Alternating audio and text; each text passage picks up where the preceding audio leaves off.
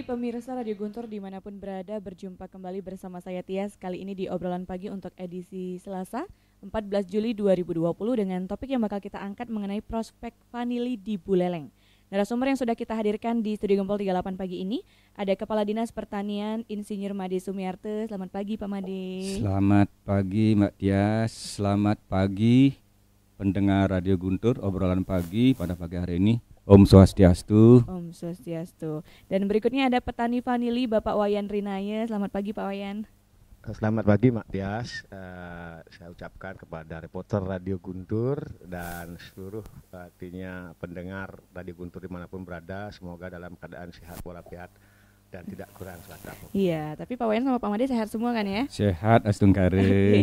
Nah, di mana Mitra 104,6 FM vanili pada zaman dulu sempat menjadi primadona, namun akhirnya harganya anjlok. Kondisi ini menjadikan para petani beralih ke tanaman lain. Tapi belakangan vanili mulai menemukan harga pasar kembali gitu ya. Sebelum ke Pak Wayan Rinaya selaku petani vanili, Tias mau ke Pak Made dulu selaku Kepala Dinas Pertanian Kabupaten Buleleng Pak ya. Nah, sebenarnya bagaimana sih potensi dari pengembangan vanili di Buleleng Pak? Baik Mbak Tias, pendengar Radio Guntur yang saya cintai ya. Terkait dengan prospek tanaman vanili yang ada di Buleleng ya, khususnya Bali pada umumnya ya. Vanili adalah merupakan tanaman yang boleh dikatakan sangat mempunyai prospek yang sangat tinggi ya. Oleh karena itu ya, walaupun ya ketika mulai tahun 1990 ya, yang boleh dikatakan sampai sekarang vanili belum kita menemukan kembali jati dirinya, itulah boleh dikatakan ya. Namun demikian kami dari Dinas Pertanian ya ke depan ini ke seterusnya ini untuk boleh dikatakan bagaimana nanti kita mengembangkan vanili ini ya, karena kita tahu prospek tanaman vanili ini sangat bagus sekali dan mempunyai nilai ekonomi. Kita tahu bahwa boleh dikatakan kan mungkin emas ada dua mungkin ya, kalau vanili ini mungkin berada dalam peringkat yang kedua, yang istilahnya adalah si emas hijau kan itu ya. Seperti itu. Sangat berprospek sekali karena mengingat luasan lahan kita di Kabupaten Buleleng sangat luas ya dibandingkan dengan daerah-daerah lain yang ada di kabupaten lain yang ada di Bali. Gitu. Jadi potensinya sangat tinggi ya kalau di Buleleng sendiri. Betul. Nah, apakah ini berarti iklim di Buleleng ini memang mendukung sekali untuk sangat mendukung sekali ya untuk pengembangan vanili yang ada di Bali ini. Dan boleh dikatakan vanili Buleleng ini kualitasnya ya sangat bagus sekali.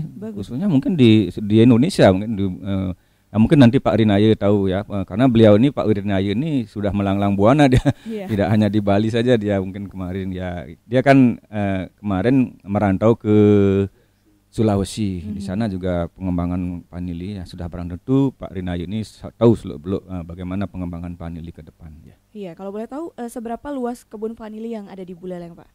Kalau sampai saat ini ya Buleleng baru punya lahan kurang lebih yang efektif ya, yang betul-betul dikembangkan itu kurang lebih sekitar 4 sampai 5 hektar. 4 sampai dengan 5 ya, hektar. yang sudah mengembangkan vanili yang secara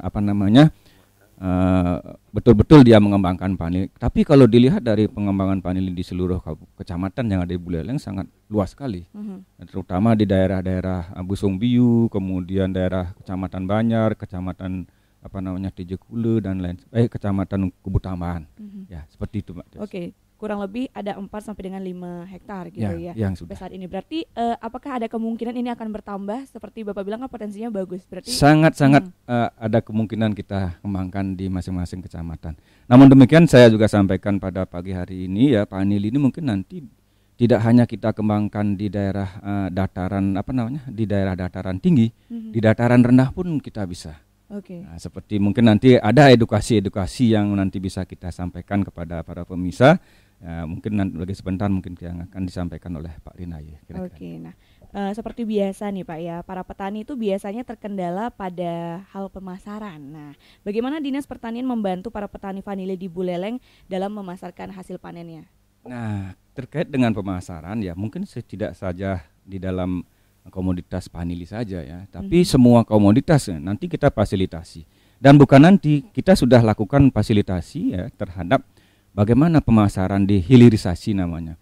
Karena prinsip pertanian itu ya kami punya prinsip di pertanian itu adalah 3K ya. Oke, Kepastian pasar ya, Mhm. kepastian harga dan kepastian pembayaran ya. Oke.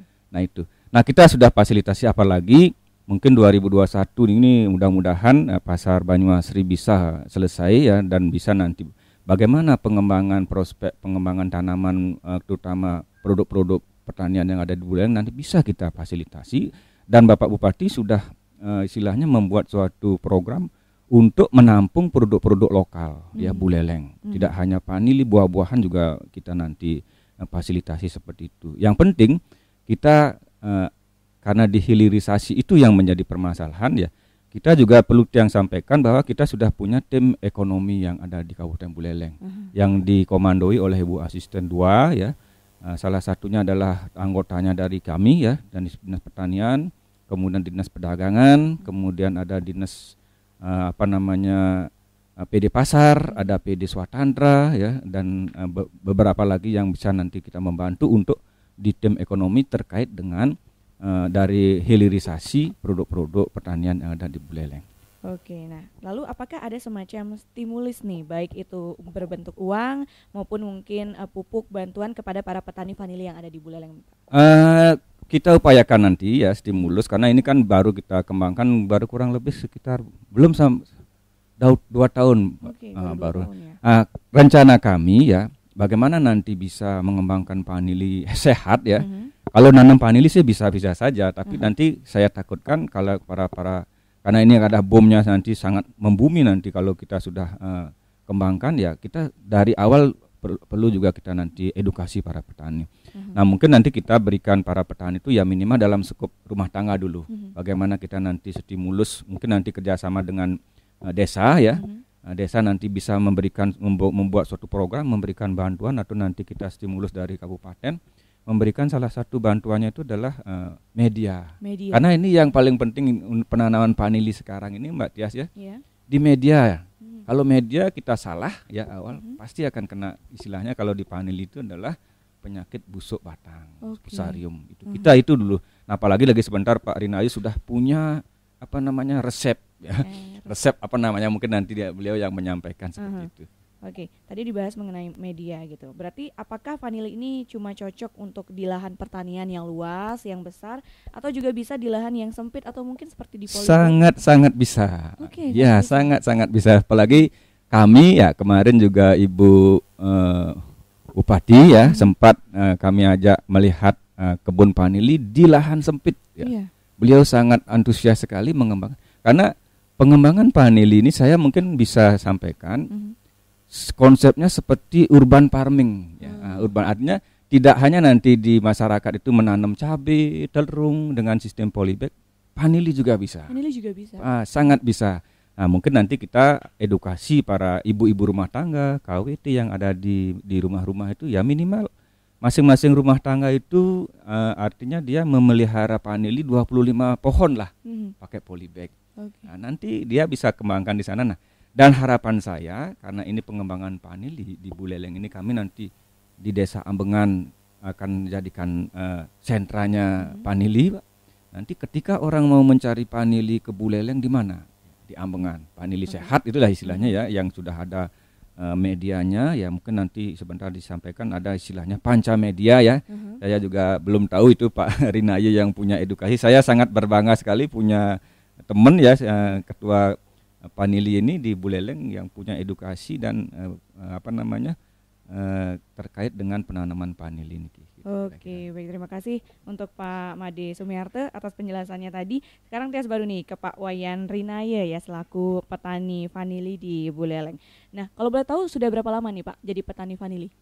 Sebenarnya kalau saya sih Mbak jadi petani itu sebenarnya baru. Baru dari orang tua dulu, lalu kakek pernah dulu artinya menanam vanili. Nah, saya sendiri sebenarnya tidak terlalu lama, artinya berapa tahun yang lalu, biar tidak dianggap sombong juga. Tapi bagaimana saya betul-betul mau mempelajari daripada tumbuh kembangnya tanaman vanili ini. Nah, kebetulan dari beberapa hasil pertemuan baik kami dibimbing oleh beliau Pak Kepala Dinas dan beberapa juga instansi terkait yang betul-betul mensupport apa yang menjadi ke depan harapan kita menjadi petani vanili yang lebih baik. Nah dari hal itulah saya terus belajar, karena apa? Ilmu pertanian itu tidak ada yang abadi. Di setiap tahun, di setiap perubahan zaman, begitu juga teknologi termasuk daripada ilmu pertanian itu kita harus terus berinovasi sehingga kita masih bisa mempertahankan apa komoditi yang kita tekuni untuk bisa tumbuh subur begitu, Mbak. Iya, oke. Jadi sebenarnya udah dari lama udah tahu, cuman baru-baru ini aja mengembangkan vanilinya ikut gitu. Nah, kenapa nih Bapak bisa tertarik untuk ikut menjadi petani vanili dan mengembangkan vanili di Buleleng? Apakah hasil dari vanili itu sendiri menjanjikan masa depan menurut Bapak? Begini, Mbak. Kalau menurut saya selaku petani vanili yang ada di Singaraja Bali, itu kita menjadi penekun daripada pembudidaya vanili, artinya komoditi vanili ini harapan menurut saya selaku petani sangat luar biasa sekali. Kenapa saya katakan demikian? Bahwa sesuai dengan hasil informasi dan referensi yang saya dapatkan baik itu di Google ataupun informasi langsung dari luar, bahwa kebutuhan vanili dunia itu semakin hari semakin dibutuhkan oleh dunia karena buah vanili ini itu bisa dipakai segalanya, artinya bukan segalanya totalitas, artinya dalam bisa dipakai parfum, dipakai alat kosmetik dan lain sebagainya. Nah, sehingga kita di Indonesia ini, khususnya kita di Buleleng, kita bangkitkan pertanian Bali dan kita gelorakan dari Buleleng ini bersama-sama Bapak Kades kita.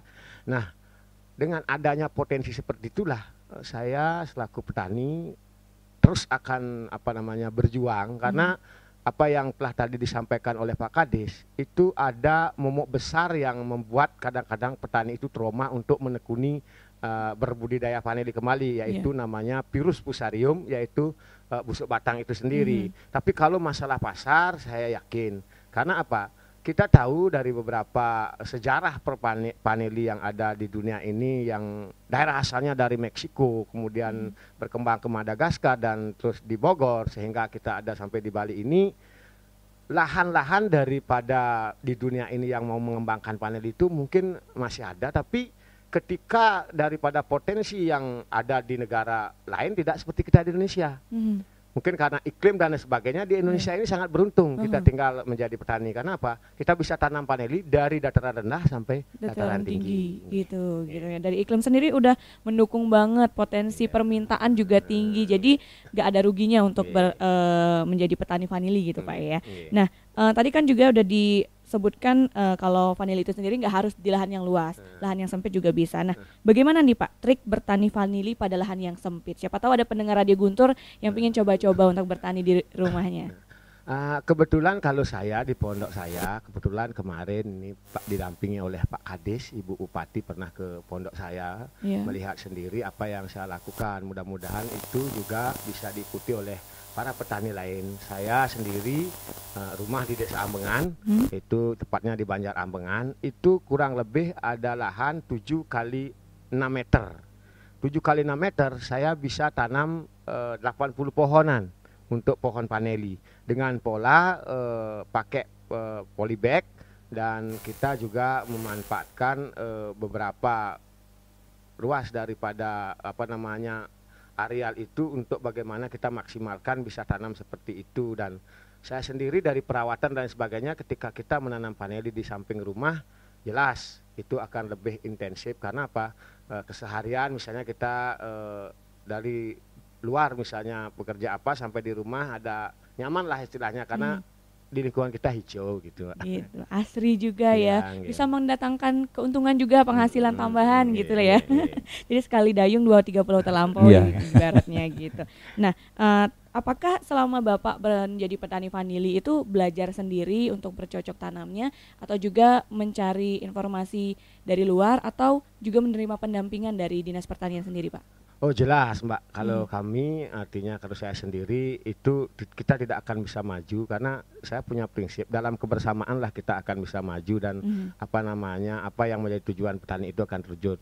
Kami selalu didampingi oleh Dinas Pertanian dan secara autodidak juga, dan juga itu merupakan hal yang harus kita lakukan selaku petani, sehingga ke depan ilmu-ilmu daripada cara berbudidaya paneli itu dengan bisa tumbuh sendiri karena ketika ada kebersamaan baik dari teorinya atau saya praktek langsung itu harus dipadukan sehingga apa yang menjadi pengalaman masa lalu yang tidak bagus kita lakukan dalam bercocok tanam paneli ini bisa kita artinya lakukan pembaharuan sehingga kita menjadi petani bukan hanya menjadi petani tekun, tapi bagaimana kita juga harus menjadi petani cerdas. Oke, harus menjadi petani yang cerdas gitu ya. Biar orang-orang nggak mikir jadi petani itu kayaknya orang-orang di desa, betul. gitu ya. Tapi sekarang sepertinya banyak sekali orang-orang muda yang udah mulai sedikit melirik pekerjaan. Identik dengan kotor ya. Iya, identik dengan kotor, lumpur dan juga cangkul biasanya kalau petani kan dibilang. Jadi jangan salah pemirsa Radio Guntur Petani, vanili itu juga bagus banget potensinya Pak ya. Sangat prospektif ya. Nah, apakah ada teknologi yang ditemukan atau mungkin pupuk khusus untuk pembudidayaan vanili ini sendiri Pak sampai saat ini? Kebetulan kalau saya berpikir dengan begitu masifnya penggunaan pupuk kimia, saya kebetulan kita juga berkolaborasi ada PMK Pak Kades ya, Petani Muda Keren Bali itu bagaimana kita mulai membangkitkan bahwa di Bali ini kita mulai menjadi petani yang ke arah organik. Nah, maka dengan itu saya sendiri cobalah artinya meramu yaitu media tanam paneli dengan yang saya beri nama yaitu Pancamedia. Pancamedia itu mungkin beberapa yang bisa saya sampaikan pada kesempatan ini yaitu tetap memakai bahan-bahan organik alami seperti biasa kohe kambing, artinya sekam bakar, daun bambu dan beberapa bahan lainnya. Sampai saat ini itu tanaman paneli di rumah saya itu masih tumbuh karena tetap juga saya akan berjuang atau bagaimana tetap berdoa mungkin dengan media itu tanaman paneli sudah pas untuk bagaimana kita bisa menjadi petani paneli dan berbudidaya paneli dengan menggunakan Pancamedia sebagai tanaman paneli itu bisa tumbuh subur. Pancamedia berarti ada uji coba sebelumnya yang Bapak lakukan biar bisa menemukan yang pas nih dari Pancamedia ini gitu. Kebetulan itu dari beberapa referensi sih memang saya dapatkan baik dari Google, dari informasi teman dan dari Bapak Hali itu juga tidak terlepas dari pendampingan kita dari dinas, dari mungkin juga dari teman-teman yang lain yang memang dia concern di bidang untuk bagaimana membuat tanaman itu subur dengan menciptakan media ataupun pupuk gitu Pak. Oke, jadi harus didukung juga dengan pupuknya ya. Istilahnya harus dikasih makan juga tanamannya. Makanan yang benar juga yang sehat gitu ya. Nah, kalau boleh tahu nih Pak, kemana aja sih pemasaran dan bagaimana harga dari vanili itu sendiri? Kebetulan kalau kita dari tahun 2019 yang lalu itu ini bersama Pak Kades kita sudah terobos di pasar ke luar negeri itu dengan kita berkolaborasi adanya dinas kita di Buleleng seperti Pak Kades, ada juga dari PMK dan juga dari UNOD yaitu kebetulan kita di Paneli di Buleleng saya sendiri gagas yang namanya Perkumpulan Petani Paneli Singaraja Bali yaitu PPPSB. Itu bagaimana kita menggarap perpanelian yang ada di Buleleng ini dan Bali pada umumnya untuk ke arah bertani dari hulu sampai hilir. Nah, dalam kebersamaan loh. Dalam kebersamaan ada dinasnya, ada petaninya, ada akhirnya kita antara keseimbangkan lah antara relasi dan regulasi kita biar di hilir itu ketemu apa yang menjadi harapan petani. Berkolaborasi gitulah dengan banyak pihak gitu ya biar mencapai tujuan yang diinginkan gitu. Nah, kalau harganya sendiri gimana Pak? Kalau sesuai dengan pasaran di saat sekarang musim corona. Oke. Kena imbas juga ya. Nah, imbas ya. Kalau menurut saya hanya paneli lah komoditi yang masih termahal. Karena sampai saat ini yaitu kisaran harga basah saja itu 300 sampai ada yang 400.000 per kilogram basah. Itu jelas yang kualitas bagus, grade A ya. Kalau misalnya cutting dan lain sebagainya itu mungkin agak murah. Tapi kalau yang sudah kering untuk saat ini saya dengan pasar itu ada yang harga dari 1.500.000 per kilo kering dan juga ada yang sampai 3 juta rupiah. Itu tergantung daripada kualitas hasil daripada processing yang dilakukan oleh petani itu sendiri ya. Waduh, jadi menjanjikan sekali ya dari Ya, vanili ini Iya, ya. Mbak. Bisa dijual basah, bisa dijual kering, Kering, juga. ya, Jadi betul. berarti kalau emang nggak sempat mengeringkan, basahnya bisa Basah, dijual lumayan ya, juga gitu lumayan. ya. Nah, apakah Pak Wayan cuma menjual hasil petik vanili atau juga menjual bibit vanilinya juga, Pak? Ya kebetulan karena saya sendiri itu menggagas yang namanya Perkumpulan Petani Vanili Singaraja Bali. Jelas kita di Buleleng pada utamanya kita harus bagaimana mampu menyediakan kebutuhan dari petani itu sendiri. Baik dari bibitnya, bibit stek untuk kita tanam vanili, dan karena kita tahu bahwa jenis-jenis vanili ini penting ditahu oleh petani itu sendiri. Karena ada beberapa jenis vanili yang sudah dikeluarkan oleh Kementerian Pertanian, yaitu ada Pania 1, ada Pania 2, dan ada vanili Alor. Nah kebetulan sesuai dengan pengalaman yang saya tahu bahwa di Bali masih beredar bibit-bibit unggul tahun 90-an, yaitu identik dengan Pania 1, yaitu mirip dengan apa yang dibilang teman-teman petani di desa, yaitu ada tandan ganda atau tanduk rusa. Nah itu sangat luar biasa sekali. Kalau tidak salah sekitar sebulan yang lalu saya pernah matching Zoom sama Bu Endang dari Balitro ya Pak Kades ya. Di Balitro ya. Balitro itu di Bali ini masih bagus. Ini kita masih ada tersedia bibit-bibit vanili unggul Pania 1 itu. Karena kalau menurut beliau bahwa Pania 1 itu adalah memiliki hasil produksi yang lebih banyak ketimbang daripada Pania vanili yang lainnya. Memang sih semuanya itu adalah planifolia. Oke, jadi itu yang paling bagus lah jenisnya ya, dan bisa dikembangkan di Bali. Baik, menarik sekali. Terima kasih Pak Wayan Rirnaya dan Pak Made Sumiarto. Nanti kita bakal lanjutkan di segmen kedua. Untuk pemirsa Radio Guntur yang juga ingin tanya-tanya, siapa tahu tertarik untuk menjadi petani vanili, tadi sudah dikasih tahu juga kisaran harganya ya. Anda bisa bergabung bersama kami di 23455, tapi setelah jeda iklan berikut ini.